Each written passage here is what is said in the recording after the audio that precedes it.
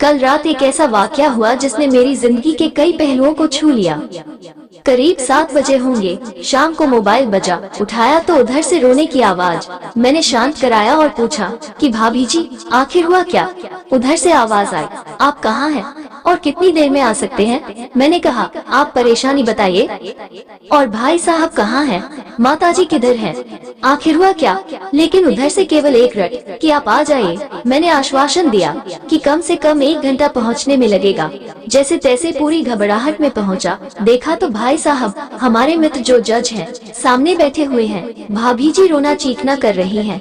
12 साल का बेटा भी परेशान है। 9 साल की बेटी भी कुछ नहीं कह पा रही है। मैंने भाई साहब से पूछा कि आखिर क्या बात है। भाई साहब कोई जवाब नहीं दे रहे थे।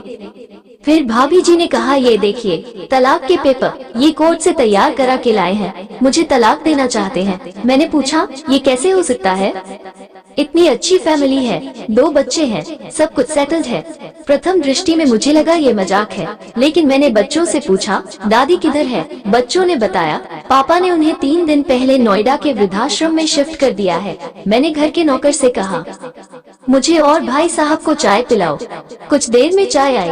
भाई साहब को बहुत कोशिशें की चाय पिलाने की, लेकिन उन्होंने नहीं पी और कुछ ही देर में वो एक मासूम बच्चे की तरह फूट फूट कर रोने लगे। बोले, मैंने 3 दिन से कुछ भी नहीं खाया है।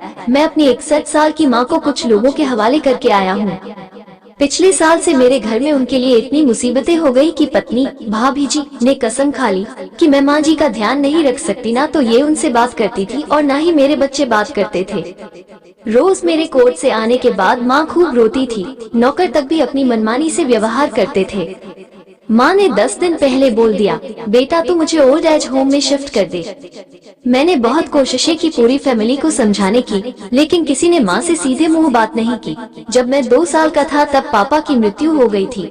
दूसरों के घरों में काम करके मुझे पढ़ाया, मुझे इस काबिल बनाया कि आज मैं जज हूँ। लोग बताते हैं माँ कभी दूसरों के घरों में काम करते वक्त भी मुझे अकेला नहीं छोड़ती थी। उस माँ को मैं ओल्ड एज होम में शिफ्ट करके आया हूँ। पिछले 3 दिनों से मैं अपनी माँ के एक एक दुख को याद करके तड़प रहा हूँ, जो उसने केवल मेरे लिए उठाए। मुझे आज भी याद है, जब मैं 10th की परीक्षा में अपियर होने वाला था, माँ मेरे साथ रात रात भर बैठी रहती।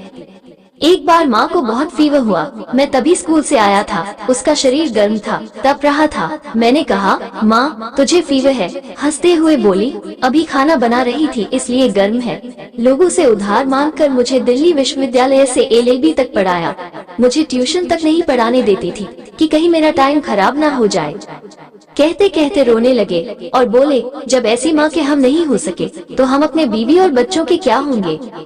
हम जिनके शरीर के टुकड़े हैं, आज हम उनको ऐसे लोगों के हवाले कराए जो उनकी आदत, उनकी बीमारी, उनके बारे में कुछ भी नहीं जानते। जब मैं ऐसी माँ के लिए कुछ नहीं कर सकता तो मैं किसी और के लिए भला क्या कर सकता हूँ? आजादी अगर इतनी प्यारी है और माँ इतनी बोझ लग रही है, तो मैं पूरी आजादी देना चाहता हूँ। जब मैं बिना बाप के पल गया तो ये बच्चे भी पल जाएंगे। इसीलिए मैं तलाक देना चाहता हूँ। सारी प्रॉपर्टी इन लोगों के हवाले करके उस ओल्ड एज होम में रहूंगा। कम से कम मैं माँ के साथ रह तो सकता हूँ।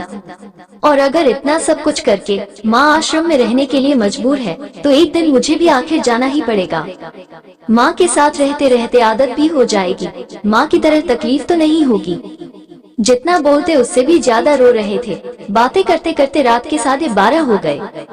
मैंने भाभी जी के चेहरे को देखा। उनके भाव भी प्रायश्चित और ग्लानि से भरे हुए थे। मैंने ड्राइवर से कहा, अभी हम लोग नोएडा जाएंगे। भाभी जी और बच्चे हम सारे लोग नोएडा पहुँचे। बहुत ज्यादा रिक्वेस्ट करने पर गेट खुला। भाई साहब ने उस गेटकीपर के पैर पकड़ लिए। बोले, मेरी माँ है, मैं उसको लेने आया हूँ। चौकीदार ने कहा, क्या करते हो साहब? भाई साहब ने कहा, मैं जज हूँ।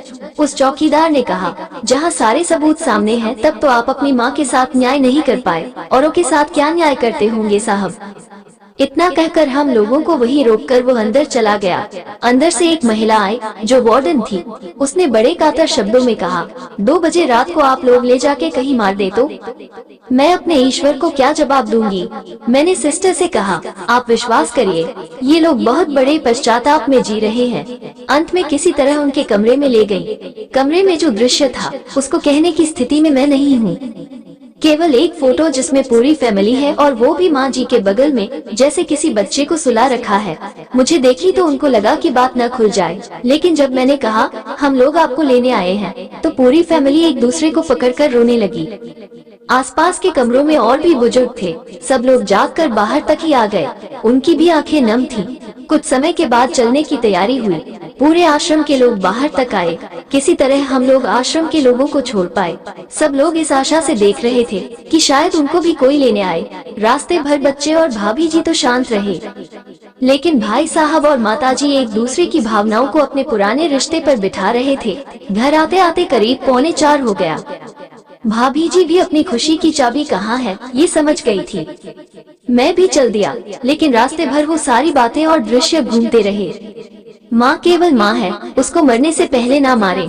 माँ हमारी ताकत है, उसे बेसहारा न होने दें। अगर वो कमजोर हो गई तो हमारी संस्कृति की रीढ़ कमजोर हो जाएगी। बिना रीढ़ का समाज कैसा होता है, किसी से छुपा नहीं। अगर आपकी परिचित परिवार में ऐसी कोई समस्या हो तो उसको ये जरूर पढ़ाएं, बात को प्रभावी ढंग से समझाएं। कुछ भी करें लेकिन हमारी जननी को बेसहारा बेघर न होने दें। अगर माँ की आंख से आंसू गिर गए तो ये कर्ज कई जन्मों तक रहेगा। यकीन मानना सब होगा तुम्हारे पास, पर सुकून नहीं होगा। सुकून सिर्फ माँ के आंचल में होता है, उस आंचल को बिखरने मत देना। इस मार्मिक दास्तान को खुद भी पढ़िए और अन्य साथियों को भी पढ़ाइए ताकि पश्चाताप न करना पड़े। धन्यवाद।